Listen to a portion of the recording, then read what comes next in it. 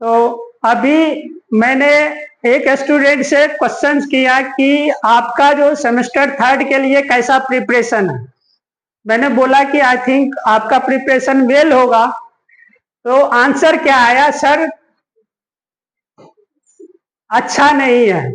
Answer क्या आया? अच्छा नहीं है। अब भी अच्छा हो सकता है, ठीक है, अब भी अच्छा हो सकता है, आप लोग डरिए मत। और बहुत अच्छा कब होता है? देखिए, अच्छा और बहुत अच्छा के बारे में बहुत पहले भी डिस्कस कर चुके हैं। अच्छा कब होगा? जब आप प्रॉपर टाइम देंगे, है ना, प्रॉपर टाइम देंगे, एकदम रेगुलर, बोलते हैं कि रेगुलर आना चाहिए, आपका कंसिस्टेंसी मेंटेन रहना चाहिए। जो काम कर रहे हैं उसमें क्या कंसिस्टेंसी है आपकी, ठीक है, आप यानी कितना टाइम दे रहे हैं उसको, ठीक है। तो आप यदि 24 घंटा में 6 घंटा माइनस कर दीजिए तो कितना? 18 घंटे आता है। 18 घंटे का 80% आप टाइम अपने पढ़ाई में दे रहे हैं कि नहीं दे रहे हैं? यदि बहुत अच्छा करना, वेल प्रिपेयर्ड, नहीं बोलते कि sir I am well prepared for this examination, ये मैं आंसर सुनना चाह रहा था कि आप बहुत अच्छे से प्रिपरेशन हो गई है आपकी, मैं ये आंसर सुनना चाह रहा था। लेकिन आपने साइंस के बच्चे हैं, सही जवाब दिए आपने, जैसा प्रिपरेशन था वैसा जवाब दिए, ये भी आपके लिए पॉजिटिव चीज है। अपने आप को आप इवेल्युएट किए, अपने बारे में आप समझे। लेकिन यह बेहतर कब हो सकता है? जब अपने 18 घंटे टाइम का, है ना, 24 घंटे का टाइम होता है, 24 घंटे में 6 घंटे सोने में दे दीजिए, तो उस 18 घंटे का आप 80% टाइम देंगे तो आपका प्रिपरेशन वेल होगा, बहुत ही अच्छा होगा। और एग्जाम में, हर एक एग्जाम में आप अच्छे करेंगे, और उसमें भी रेगुलर, इन द सेंस कि रेगुलर, कि चलिए जब क्लास बंद है उस टाइम में नहीं आएंगे, लेकिन जिस दिन बंद है उस दिन और पढ़ाई होनी चाहिए घर पे, ठीक है, रिवीजन का पूरा मौका मिलता है उस दिन, तो उस दिन उस तरह से आप रिवीजन करिए, उस तरह से उसको फॉलो करिए, तो जरूर एक दिन बोलेंगे sir I am very well prepared for this examination, और आपका एग्जामिनेशन बहुत खूबसूरत जाएगा, बहुत अच्छा ढंग से जाएगा, और काफी आप में कॉन्फिडेंट रहेगा कि मैं, मेरा सिलेक्शन तो होना ही है, ठीक है, मैं ऐसा आंसर करके आया, पता भी चल जाता है ना। आप आंसर चेक भी कर लेते अपने से, जो करते हैं उसके बाद एनालाइज भी कर लेते हैं, तो इससे होता है क्या कि आपके अंदर पॉजिटिव थिंकिंग आएगा और आप लाइफ में बहुत अच्छे कर सकते हैं। मैंने बताया था कि पढ़ने का मतलब पहला डिग्री नहीं होता है, पहला तो डिग्री ही होता है, ठीक है, कि आपको एक ग्रेजुएशन का डिग्री मिल जाएगा, आप ग्रेजुएट हो जाएंगे, बहुत सारे चीज के लिए एप्लीकेबल हो जाएंगे, जैसे भी किसी भी, है, नौकरी के लिए, गवर्नमेंट जॉब्स के लिए, चाहे आप प्राइवेट जॉब्स के लिए आप एलिजिबल हो जाएंगे। साथ ही साथ बोल रहे थे कि देखिए, एक ग्रेजुएट आदमी, है ना, गुड जज भी कर सकता है, गुड जजमेंट भी हो सकता है उसके अंदर, वो गुड जजमेंट दे सकता है, किस बेसिस पे? वो लॉजिकल थिंकिंग आ जाता है उसमें, वो लॉजिकली सोचते हैं, तर्क, अब जो डिफरेंट प्रॉब्लम आया उसको समझ के उस अपने तर्क से वो गुड जजमेंट दे सकते हैं, और ये एबिलिटी बच्चे में आ जाता है ग्रेजुएशन के बाद।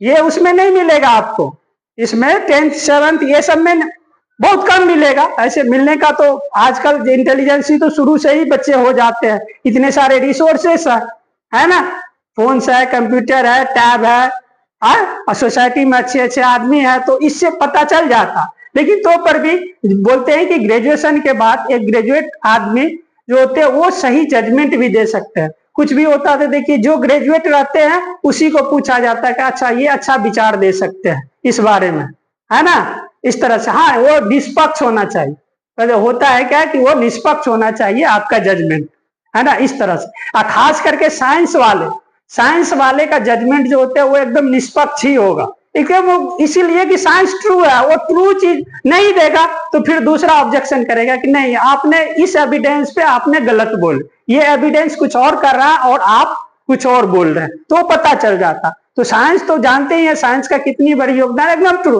अब वो लॉजिकल के साथ से तो रीजनिंग बेस्ड होते हैं, ऑब्जेक्टिवली सोचते हैं, जो चीज पूछा जा रहा वही चीज का वो जवाब देंगे, यस या नो, कैसे, है ना, इसमें जवाब देंगे। वो घुमा फिरा के जवाब नहीं देंगे, वो एग्जैक्ट पॉइंट को लेके जो प्रॉब्लम है उस प्रॉब्लम को, जो ऑब्जेक्टिव है उस ऑब्जेक्टिव पे वो टारगेट करके उसको, है ना, जज करके उसको क्या करेंगे, उसको बताएंगे। तो पढ़ने के अलावा, डिग्री के अलावा हमें ये सब चीज भी, क्यों ये मिनिमम एलिजिबिलिटी रखा गया ग्रेजुएशन, कोई भी जो पब्लिक सर्विस कमीशन का एग्जाम्स होता है ग्रेजुएशन क्यों रखा गया, तो इसलिए रखा गया, एक तो आपको सब्जेक्ट नॉलेज है, साथ साथ ये सारे चीज आप में आ गया है, ठीक है, ये लॉजिकल थिंकिंग का, गुड जजमेंट का, ये सब सारे गुण जो है आपके अंदर, आपके दिमाग में आ गया, इसलिए मिनिमम एलिजिबिलिटी रखा गया है किसी भी कमीशन, पब्लिक सर्विस कमीशन के तैयारी के लिए, प्रिपरेशन के लिए, इसलिए ग्रेजुएशन का ये महत्व है,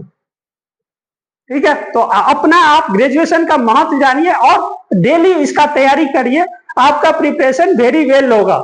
हाँ, बशर्ते कि आप अपने 18 घंटे का 80% टाइम पढ़ाई में दीजिए, जिस काम में दीजिएगा, है ना, रील्स बनाने में दीजिएगा, उसी में आप जब ये दे दिए 80% टाइम, तो उसी में आप फेमस हो जाइएगा।